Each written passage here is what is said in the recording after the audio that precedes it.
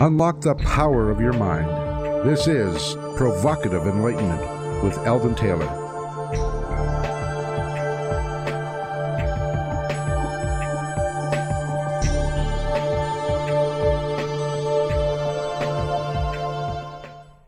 Welcome and thank you for joining us today. The next hour is devoted to learning something more, not just about the world of shoes and ships and sealing wax, but about how, what, and why we believe as we do. A time for the open-minded and a time for those willing to question what they think they know or what they may believe, those willing to be uncertain for an hour. I'm Eldon Taylor, and this is Provocative Enlightenment. All right, our chat room is open, and my lovely partner, Ravinder, awaits you there now. You can log on by going to provocativeenlightenment.com/chat. Now, we do have a great chat room. There's always wonderful conversation going in there. And what's more, that pretty lady of mine just loves to talk to you. So, Ravinder, tell us about your chat room. I do love chatting to our chat roomies. We have some great conversation, and I always learn from them, and hopefully they learn something from me too. But it always adds an extra dimension to the subject matter on the air. We flesh it out in the chat room and provide some more insights to each other. So yes, if you can come join us, obviously not if you're driving or if your boss is looking over your shoulder. They don't tend to like that very much. But if you can, do come to provocativeenlightenment.com/chat. Come join the conversation or just peek in on what we're chatting about and learn something along the way. Either way, we'd love to have you. All right, in today's spotlight, I would like to discuss the imposter syndrome, or the idea that if others knew what you know about yourself, that somehow this would diminish or even discredit you. This complex or syndrome, also known as imposter phenomenon, fraud syndrome, or the imposter experience, is a psychological pattern in which people doubt their accomplishments and have a persistent, often internalized fear of being exposed as a fraud. Many people hold themselves back from success because they fail to believe that they deserve it.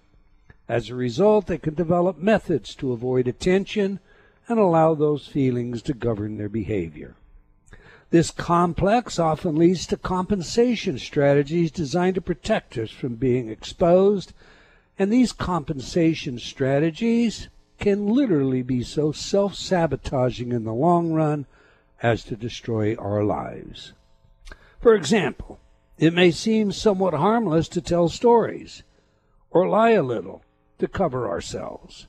However, these lies accumulate and can become dangerously entangled until one day, when exposed, the world sees that we have become what we feared, a liar and a fraud. Our defensive strategies may include such behaviors as avoidance, as in staying away from situations or people who might jeopardize our perceived exposure, minimizing our role in actions that may bring about praise, and so forth. Of course, not everyone who suffers from imposter syndrome really has anything to hide. They just feel like imposters. I know a successful defense attorney who feels like a fraud because he found law school too easy. As a result, he handles many cases no one else wants that are not high profile, small-time drug dealers and the like. According to Erica Moss, writing for Trello, first observed in a clinical setting by Dr. Pauline Clance in 1985, imposter syndrome triggers in people intense feelings that their achievements are undeserved and worry that they are likely to be exposed as a fraud. They often feel that any success in their lives can be attributed to pure luck or to the manipulation of other people's impressions. To some extent, and in certain circumstances, we may all at times feel a bit like imposters whenever we are called upon to do something we consider outside our so-called wheelhouse. The discomfort becomes obvious. So perhaps we're asked to speak at a PTA meeting about our success as a parent, since our child is doing so well in school. However, we really feel that we don't deserve that much credit for their success, and thus we feel the twinges of the imposter syndrome. Or maybe if you're a female and have climbed the ladder of success well, you wonder whether it is due to your charm rather than your abilities, or some quota for female leaders within the company that has really been the reason for your success. What are we to do about this feeling of guilt, this nagging sense described as imposter syndrome? Well, first, be honest. Be honest about yourself and your achievements. Avoid exaggeration and do not attempt to defend attacks that strike at your so-called weaknesses. If, for example, you obtained a college degree without finishing high school first, recognize that so have many other people. There is no reason to become defensive over this. Second, normalize the feeling. Understand that it is a state and not a trait. It is a bit akin to that feeling of anxiety one might get before a public address, just something very normal that many people feel. Bottom line, understand that fear and self-doubt haunt everyone from time to time. This does not make you a fraud. Your contributions to others is not in any way minimized by your feelings of doubt. As long as you're honest about who you are, you have nothing to hide. So unleash your potential and be all that you can be. Those are my thoughts anyway. What are yours, Ravinder? You know, I think you've touched on one that affects everyone at some point in some aspect of their life, you know, where they feel like an imposter. It certainly has affected me at different times in my life. You know, I think it's just pure luck that I am where I am today. You know, if I hadn't have met you, I wouldn't have achieved a fraction of the stuff that I've done. It's just the way it is. I see that differently, but okay. Yeah, but that's just biases coming into play. You know, there is this idea of you're not as intelligent as those people around you. I've certainly felt that, even though I can be around people that are supposed to be my peers, but then they can talk about something that I don't have a firm grasp of, and everyone else seems to be, you know, right there. So, you know, I've experienced that. Success as a parent, you know, our boys do wonderfully in school.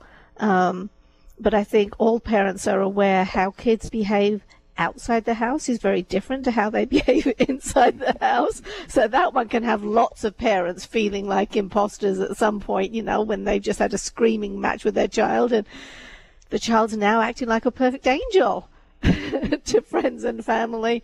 And then success due to quotas, that one piqued my interest too, because I've certainly had some of that as well. So the imposter syndrome, you know, I think we all feel that way in some way at some time, and just accepting the fact that it's normal, that everyone has it somewhere, that lots of people can pretend to be smarter or more intelligent or more knowledge. People often don't talk up. You know, if you're in a group and there's a conversation going on that you don't quite follow or you don't quite have a handle on and everyone else seems to be following, chances are you know, at least half the other people there are going to be just as lost as you are as well. At least that's what I tell myself anyway. So. Well, you know, I think the bottom line is don't pretend. Just try and be as authentic as you can. Absolutely. If you speak up, then others can speak up too. That's true. And then the world becomes a better place.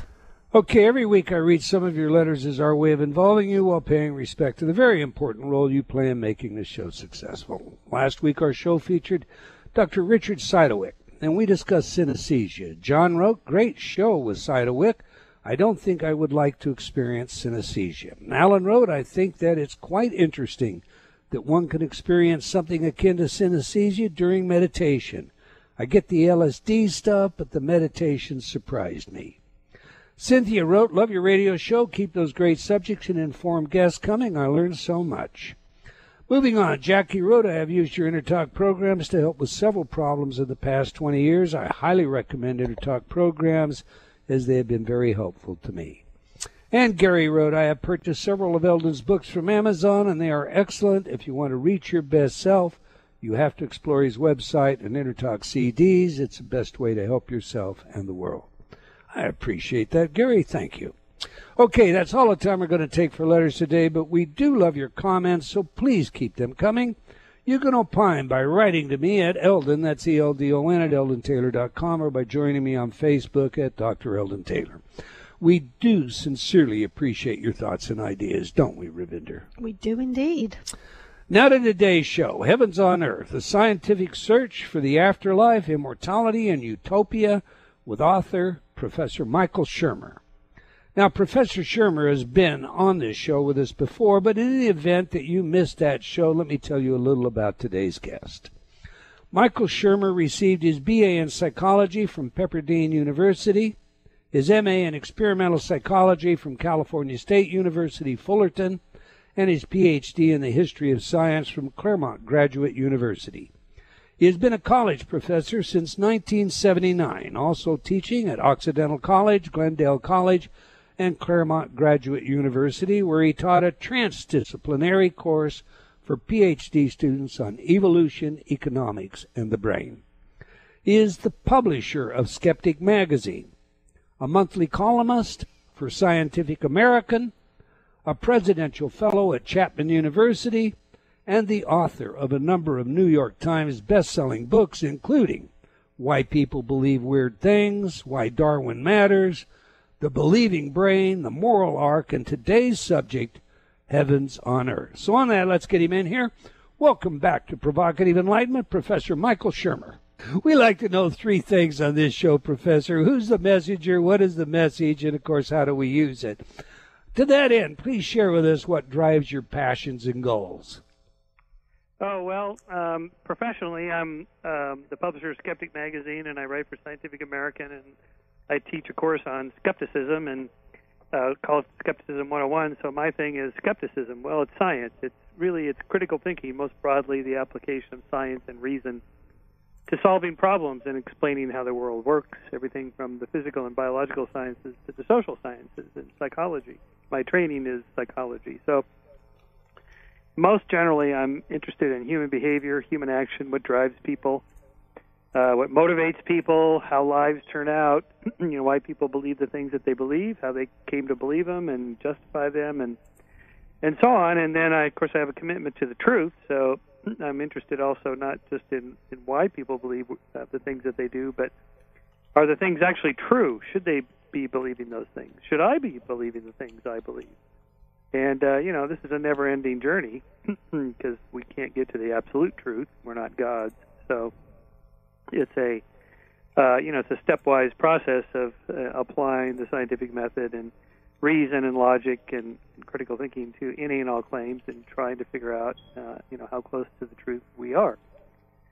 And then more broadly still, I'm committed to creating a more moral and just world, using these tools we have. And so my previous book from Heavens on Earth is called The Moral Arc, after Dr. King's famous line, which he got from a 19th century preacher, that the arc of the moral universe is long, but it bends toward justice. And what I show in that book is that there's no mystical forces driving civilization toward more justice and freedom and liberty and prosperity. It's entirely the result of our own human actions, that is, things we do to make the world a little bit better place every day. And sort of like your show, it's just, conversation and ideas is what's behind the actions people take, and so that's what I'm driven to do. Yeah, for what it's worth, I love your work. I don't always agree with your conclusions, but that, hey, I believe that the most important thing any and all of us can do is examine everything that's out there. And I found this book, Heavens on Earth, to be particularly rewarding. I want to compliment you on that. I really enjoyed your book. It is an excellent read. I found it as important a read for atheists, theists, agnostics alike. I think it really is something that we all should be more aware of, and perhaps it serves that goal of yours that we do have a better society, not for any reason contingent on anything other than, moral behavior, just decency. That's right. It really comes down to, individual acts of kindness and goodness versus rudeness or evil.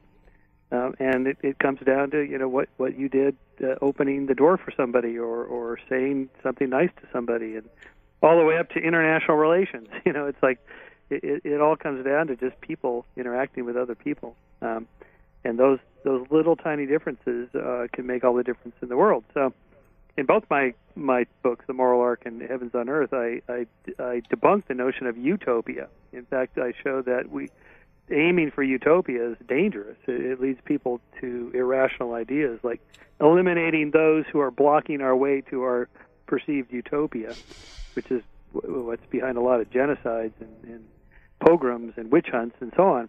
No, we should be aiming, instead of utopia, protopia, which is the idea of just of incremental steps of progress, just making tomorrow a little bit better than today. And don't aim for perfection, because there's no such thing. Just try to make the world a little bit better place, as defined by the flourishing of more people, just the survival and flourishing and well-being of conscious creatures like us and other animals, other sentient beings, just not suffer so much and flourish a little bit more. And you know, it just sounds like you got to be kidding me, but no, it actually works. And I show in The Moral Arc that, you know, we've been doing this for centuries and we're barely aware of it. That you know, life is better today than it's ever been, and it just doesn't seem like that to most people, because we're not tuned into looking at long-term trends. We're tuned into short-term headlines, and that distorts how reality really works. Right.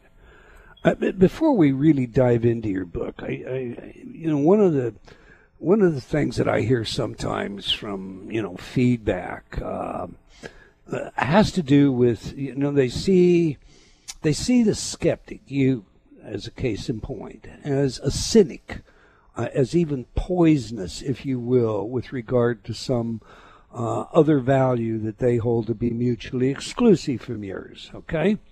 Yeah. Take a moment and flesh out for our audience the difference between cynicism and skepticism, will you please? Sure. There's really no relationship at all. It's just the words kind of sound alike. So cynicism is a little bit like the idea that it doesn't matter what we do, that, you know, things are bad and getting worse. It's cynical. Someone who's cynical is sort of pessimistic about the world. A little bit like what I was talking about just a moment ago, that we have this negativity bias where the natural inclination is to be pessimistic because it seems like life is bad and getting worse. If you watch the news, that's all you see, forgetting that that's what the news is tasked to do. You know, no news station ever covers a school with no school shootings. You know, here we are, we have a camera crew in front of this elementary school, and no one has shot anybody here today. And we'll be here for the next 1,000 days, and it won't happen. That just never happens. So, you know, cynics, tend to see the dark side of things, and there's reasons for that psychologically. Now, skeptics and skepticism is just a scientific way of thinking about the world. It's just looking for the evidence for a particular claim and then accepting it or not based on the quality of the evidence, or shading your degrees of confidence in the veracity of a claim based on how much evidence there is for it, the quality of the evidence, how good the arguments are, how well the claim fits in with the way we know the world works, and so forth. So there's really no relationship. Skeptics are often thought to believe nothing. In fact, skeptics believe all sorts of things. And it'd be like saying scientists don't believe anything. No, scientists believe lots of things. Right. It seems to me, I don't mean to cut you off, sir. It's okay. It seems to me rather paradoxical that most of those folks, and I will say all based on my own experience, but I, exempt the fact that there may be somebody out there otherwise, who jump immediately on Skeptic magazine, your publication, which I subscribe to, by the way, or your work, etc., and people of your ilk, if I can use it in that sense. Not ilk. Oh yeah, well, okay. My colleagues.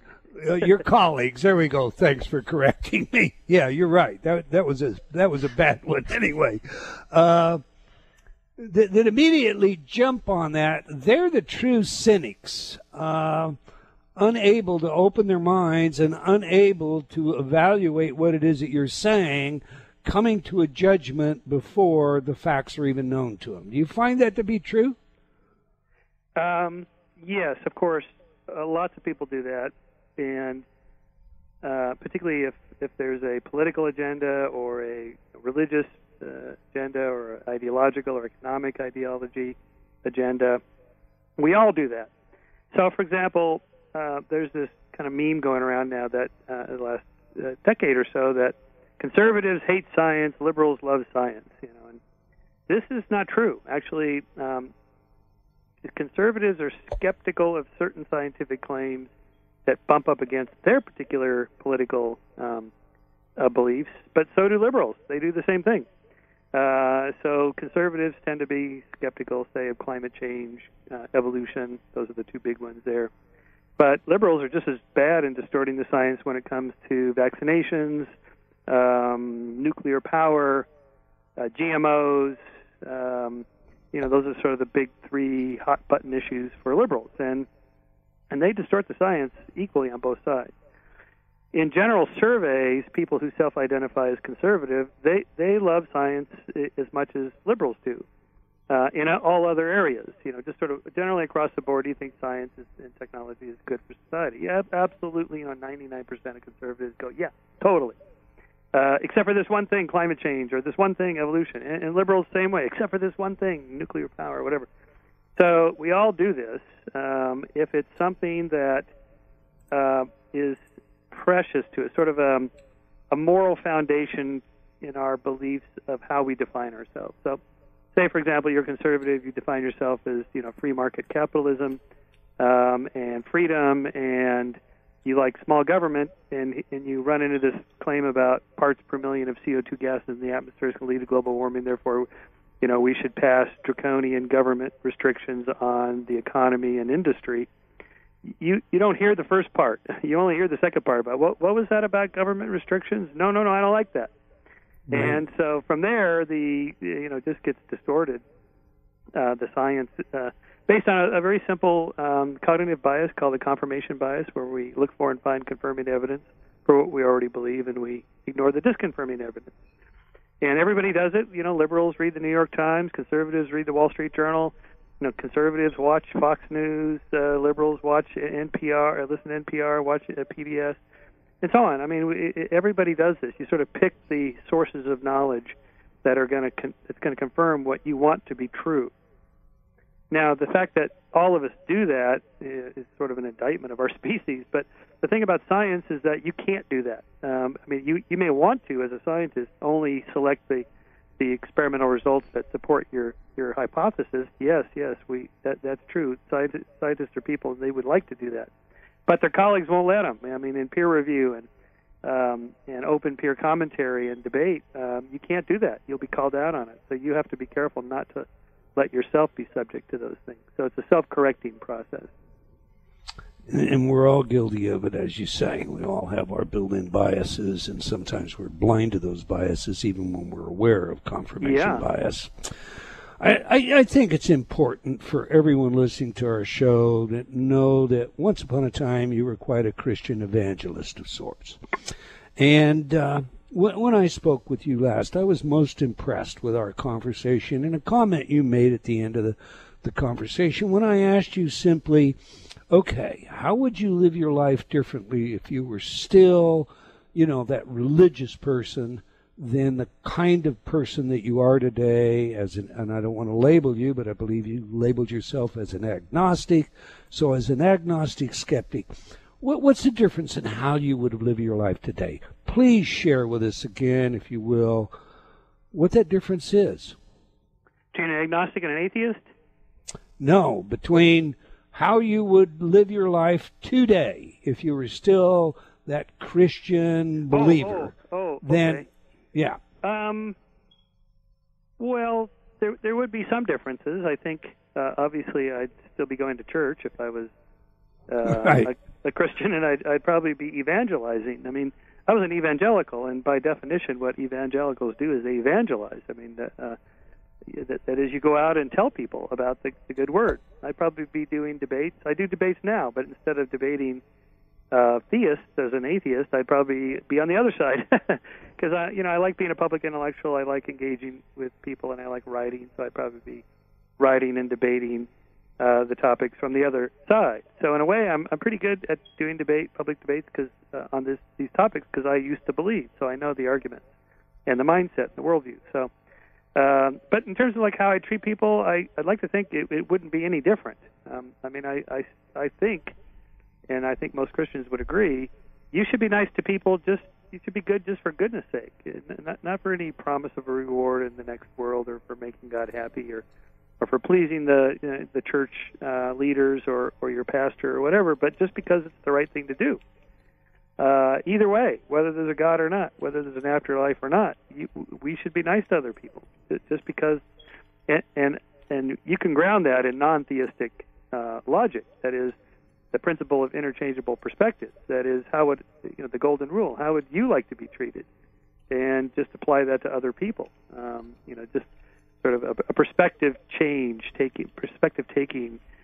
From there, much follows. In terms of how we should act toward other people based on how we would like to be treated. Because there's nothing special about me or the place I happen to be standing on just because I'm me and I'm standing there and you're not. You can't make that argument with somebody else and expect them to take you seriously. So you can do this without God or without religion and still be a good person. And this is what I try to do. So I don't think my world would be any different in that sense. The character analysis is what I wanted, and that's one of the things that I admire about you, sir. We've got a break now. So we're speaking with Professor Michael Shermer about his work and book, Heavens on Earth. It's a great read. Get a copy. You can learn more about our guest by visiting his website at michaelshermer.com. That's Michael Shermer is SHERMER.com. Now, we have a video for you in our chat room featuring our guest on the subject of fighting the backfire effect. So if you're not in the chat room already, now's the time to get on over there, and you can do that by going to provocativeenlightenment.com/chat. Do please stay tuned. We'll be right back. You're listening to Provocative Enlightenment with Eldon Taylor. Change has never been easier. Whether you wish to lose weight, stop smoking, build better relationships, become creative, enjoy ultra prosperity, or simply relax and promote self-healing, InnerTalk has been repeatedly demonstrated effective in the most rigorous of scientific studies. Our customers love InnerTalk. Sean wrote, "I have struggled with bulimia for over 30 years and have never been able to lose weight without restoring to it until I used InnerTalk." Vicky wrote, "My hubby has been using the Stop Snoring CD and already his dangerous and raucous snoring levels have stopped." Celeste wrote, "I recently graduated from Taft Law School with honors. I'm writing to tell you how much your InnerTalk CD, Excel in Exams, has helped me. With over 300 titles to choose from, there is something for everyone. Check it out today by going to innertalk.com.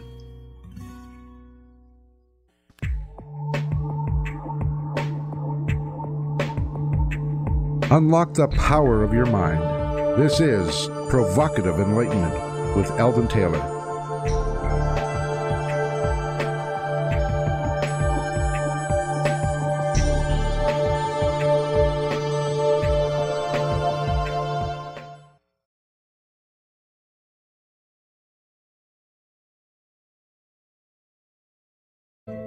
Welcome back. If you've just joined us, we're chatting with Professor Michael Shermer about his work and book, Heavens on Earth. You can learn more about our guest by visiting his website at michaelshermer.com. Now we ask our guests for their favorite music that has some true significance to them. Music psychology is a field of research with practical relevance in many areas, including intelligence, creativity, personality, and social behavior. So we just played some of Stairway to Heaven by Led Zeppelin.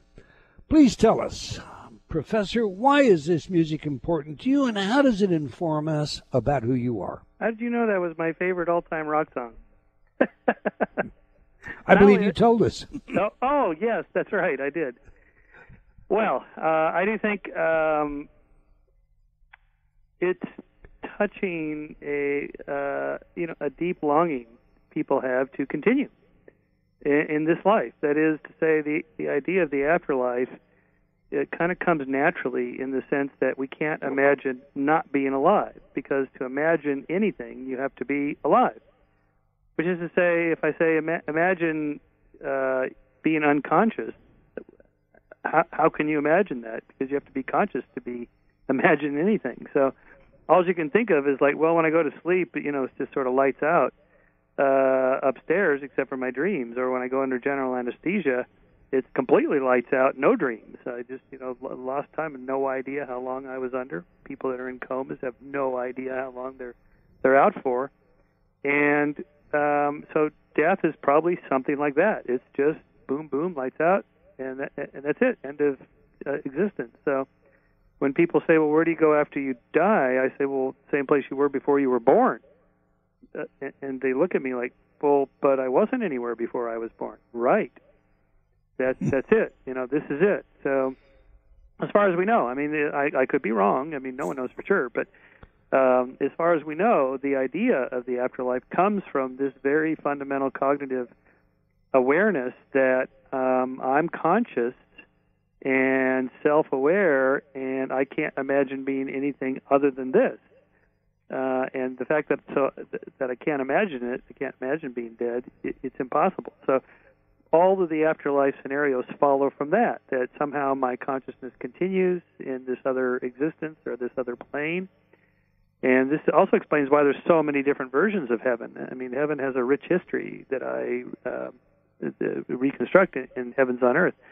And it's very interesting, but none of these histories are converging towards some more accurate description of what's out there in reality, like, say, the history of cosmology converging toward better models of what the universe is really like. It's not like that with heaven.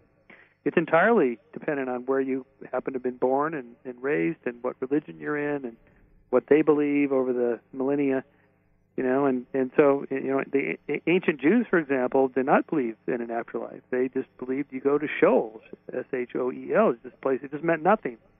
It's like what I just described. You don't go anywhere. I find... I'm sorry, go ahead. Yeah. So, I mean, from there, it gets very interesting. The little Woody Allen line about how I don't want to live on through my work. I want to live on in my apartment. Well, that's how most of us feel. I mean, if you're severely depressed and you don't want to live anymore, I'm not talking about that. I'm just like, the average healthy, happy person, they want to continue. And yet we see death all around us, and every one of the 100 billion people that came before us that have died, they've not come back. They're gone. So we can see it's real, and yet I can't conceive of myself not being alive. So what do I do with that? So most people construct an idea in their head of an afterlife, and this begins very early. Paul Bloom's research that I recount in the book at Yale University, he shows this little puppet show to these tiny kids. These are preschoolers. These are toddlers. About an alligator munches this little mouse. Now, where's the mouse? Well, they all think the mouse is still alive somewhere else. His body is dead, but he continues. His essence, his soul, his mouseness, beingness, it continues somewhere. He misses his mommy, and he's lonely, he's scared, and he's hungry, and they impute these essentialistic notions to the mouse, the dead mouse, that he still continues. And that is, we're sort of natural-born dualists. We believe there's two substances, body and soul, brain and mind, corporeal and incorporeal, and something continues on. Now, what that is, the religions don't agree with each other. Just take Christianity, for example. Some sects believe that you will be physically resurrected, like Jesus. You will be physically up in heaven. Well, what's up there? I mean, how old are you? What body is up there? Your 30-year-old body, in my case, my 63-year-old body. And if it's my 30-year-old body, because that's the age Jesus was when he was resurrected, what happens to the memories from my age 30 to age 63? Where did they go with the body? And okay, no, it's not the body, it's the soul. Yeah, okay, well, what's that? What is the soul? It's the pattern of information that represents you, all your memories and stuff. Yeah, okay, that sounds good, but my memories are always changing. So which set of memories, which snapshot of memories go up there to heaven and so on. So it gets more and more complicated the deeper you think about it. And it's something I think every parent has to deal with. Indeed, that's where you open your book. Where did I come from? And children are, that's one of the questions that they ask very early. Where did I come from? Where did you come from, Dad? And as you say, I think it's a shortcut, among other things, to just create a story that is easy for a child to understand, and then an entire ethic gets built as a result of that story. Yeah. Would you agree with that? Yeah. We're storytelling creatures, and the narrative accounts we reconstruct of our lives very much determines who we are and how we think about ourselves. And how lives turn out is a very interesting subject. It's maybe my next book is that not just I want to talk about the role of chance and luck and contingency to all the other formulaic components like genes and upbringing and parents and so on. But more importantly, people look back on their lives and tell us they construct a story, a narrative of how it turned out, like it was inevitable, or it was sort of this pathway I was destined to go on, or whatever. But that's all hindsight bias. Had you done something else, had you gone to some other college instead of the one you went to, or you married this other person instead of the one you married, or you took up this career instead of that career, you would be telling a different story, but it would be equally deterministic. Like, see, it was destined for me to marry that person, or whatever. And so I think that very much shapes how we think about things. Amen. All right. Deepak Chopra endorsed your book. And I read the endorsement a couple of times, and I have to tell you that part of me sees it as a tongue-in-cheek remark. I mean, he said, I appreciate every evolutionary step skepticism takes toward openness. Heavens on earth is an affirmation that other worldviews deserve respect and understanding. Good up to now. In this book, science may actually be catching up with the world's wisdom traditions, close quote. I have to ask you, is science catching up, in your view, to the world's wisdom traditions, and if so, how? Well, Deepak thinks that, of course. I tend to think that science is on its own journey and of understanding, and if it happens to match those of, say, the Buddha or somebody like that from millennia ago, okay, fine. Introspection and the various meditative techniques that Buddhists use may get them some insight into, how the world works. That's fine if that's the case. But I don't want to be committed to whatever the Buddha thought is right is probably right. It may be, maybe not. So each instance has to be tested. Well, while we're on Buddhism and Deepak Chopra, then you have engaged in a number of debates, discussions. I've watched some of them on YouTube. I encourage everybody to. What's your version of immortality? And do you agree with Chopra's?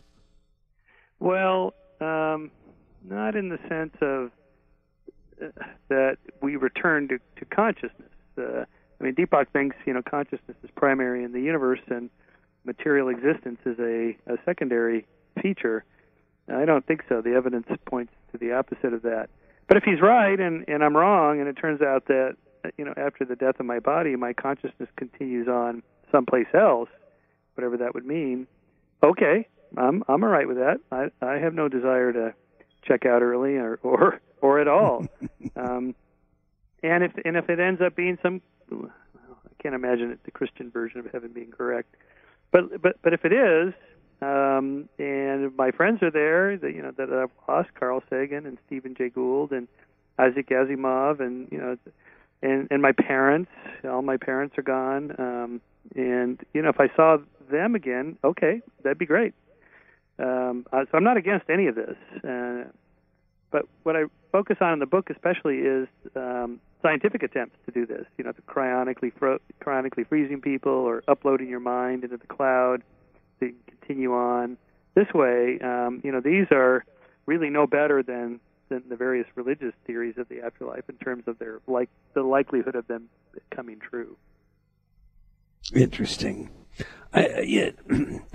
we kind of touched on this just a little bit earlier, but we have had guests on this show that have, provided remarkable stories of, the afterlife, situations where NDEs have led to OBEs, and medical doctors who've come on and like Lermer, and told us about events, and the patient was out of the body, he was clinically dead, but he described to me a coin that sat way up high. I had to get a ladder to see, but there it was, this old silver dollar covered with dust, and other such situations of that nature. And of course, we've had a number of NDE, near-death experience people discuss with us, and some of them I've just found totally incredulous. Those claims that every NDE person comes back with an IQ over 200. Right. Those kinds of things are just ludicrous. But some of this, they're appealing, I think, in part because we like to believe that. What are your thoughts on all of this, and where does the science stand on it?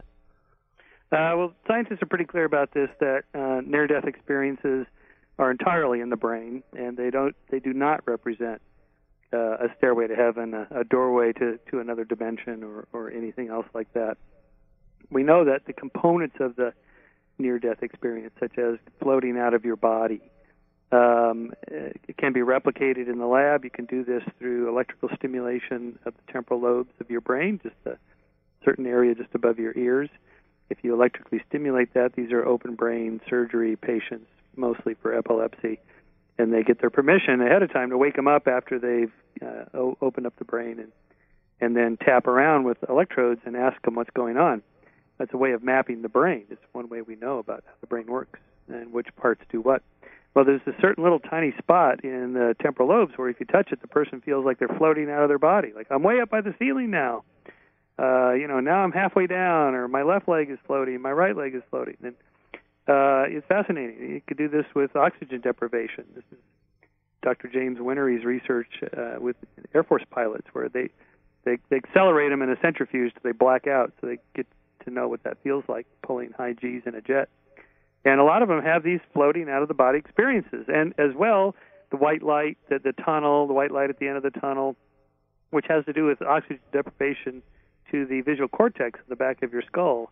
The back of your brain there is where your visual cortex is, and as the oxygen shuts down there, the neurons slowly quit firing, and it kind of shrinks down in a sort of.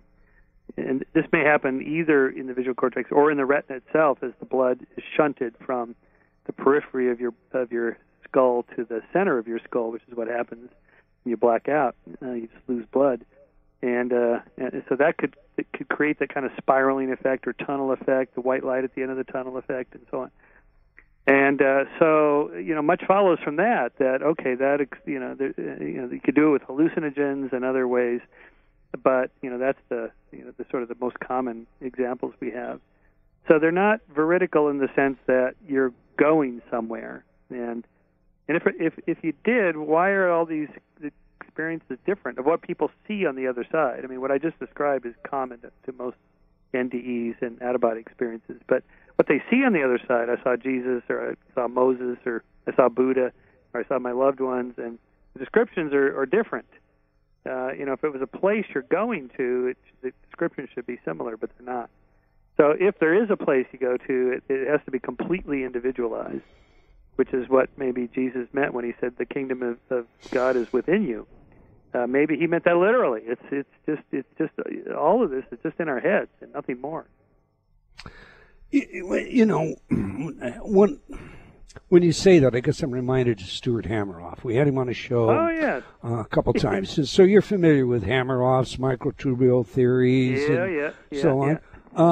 And flesh out from your standpoint where you are with regard to his perspective of consciousness, the quantum model, the microtubule. Well, I don't place much validity in that, and neither do most neuroscientists. It was an interesting speculative idea.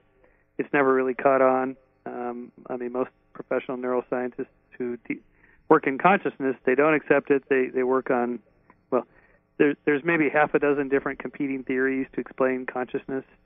Global workspace is one that's kind of the leading candidate now. There's another one having to do with processing of information. Anyway, it's a kind of a long, complex issue, but that particular one has not gained a lot of traction in neuroscience. So I see more and more coming. Go ahead. Maybe. But the problem is we don't have a good theory for consciousness, so that kind of opens the door for anybody and everybody to throw their hat in the ring and give it a shot. Fine, that's how science works. But there's a harder problem, the so-called hard problem of consciousness. I just wrote about this for a forthcoming Scientific American column, that I think it's misconceived. It's a conceptual error. This idea of consciousness, what it feels like to be somebody else, what it feels like to be a bat, like Thomas Nagel's famous essay, what's it like to be a bat? The only way to know is to, say, bolt on wings and the muscles that control the wings and the nervous system that runs the muscles and in a sonar system with big ears and a thing that chirps and then the brain tissue that processes the sonar, readings that come back from whatever it is you're trying to catch, and so on. At some point, you would have reconfigured your whole body and brain to such an extent you'd just be a bat. You wouldn't be a human wondering what it's like to be a bat. And the conceptual error here is that it's the idea that, these philosophical head scratchers, like, is your red the same as my red? Well, how would you know? The only way for me to find out would be the little homunculus in my head leap into your head and look at the screen to see what your red looks like. Well, that isn't how brains work. I can't do that. It's a crazy idea. It's never going to happen. I can never know what it's like to be anything other than me. I can't know what it's like to be you or a bat or a dolphin or a dog. All we can do is imagine it if we, do something like if you are in a small room and you yell at the wall and you get a reverberation back and you kind of have a feeling like the door's behind me, this is like a wall in front of me. That would be something like echolocation, like what a bat does, but not even remotely as refined as what a bat does. So you can't really know what it's like to be a bat unless you were a bat. So the idea of this hard problem of consciousness, we got to keep working on it, I think it's a waste of time. It's an ill-conceived, wrong question or wrong problem to try to solve. This is a powerful book, and I want everybody to read the book. And we haven't been able to touch on most of what's in this book. We've just been skirting around the edge. But with the minute or so that we have left, I guess where I want to go next is the bottom line. If there isn't an afterlife, if there's no big guy in the sky, if there isn't, some higher purpose, if consciousness is not conserved somehow and the unimaginable, that's it, it's over, dust to dust, what's the meaning of life? I mean, how should we live? Right, well, that's the last chapter of Heavens on Earth, and there I talk about trying to do things in your life that bring purpose and meaning, not necessarily happiness. And the research on this by cognitive psychologists and clinicians is that this push we've had for the last 20 years or so of positive psychology and happiness research has been slightly misdirected toward just sort of good, happy feelings, which is fine. But that isn't what gives people a meaningful life. It often being challenged and doing difficult things that are not fun at all is what makes people feel good. The examples I use in the book are from the mundane, like working out really hard. I'm a cyclist, so I like to ride really hard, go up long, hard mountains. It's not fun doing that. It's hard. But I feel better afterwards. Like, yes, this was good for my health. I feel better, physically, and so on, all the way to something like taking care of my parents when they were alive, and I was a caretaker for 2 of my 4 parents. I had step-parents. And this wasn't fun. It was exhausting, emotionally draining, going from doctor's office to doctor's office and hospitals and hospice care and these nursing homes, and, it was terrible. But I did it because I felt like, well, I should do this. I would want somebody to do this for me. This person loved me, and I feel good about myself doing it, but it's not fun. So I didn't want to cut you off, Professor Shermer, but we're out of time. Yeah, long-term goals. Yeah, I think, the bottom line is your life makes a difference to you when you're able to make a difference in somebody else's life. And that includes your own health. And maybe I put words in your mouth I didn't mean to. It is a great read. Heavens on Earth, The Scientific Search for the Afterlife, Immortality, and Utopia. I suggest you all go get a copy. I want to thank you, Professor Shermer, for your willingness to share your book, your work, your ideas with us today. We've come to the end of another episode of Provocative Enlightenment. I want to thank all of you for joining us today. I hope you enjoyed our show, and will join us again next week, same time and same place. Until then, remember, wherever you are in the world, believing in yourself always matters.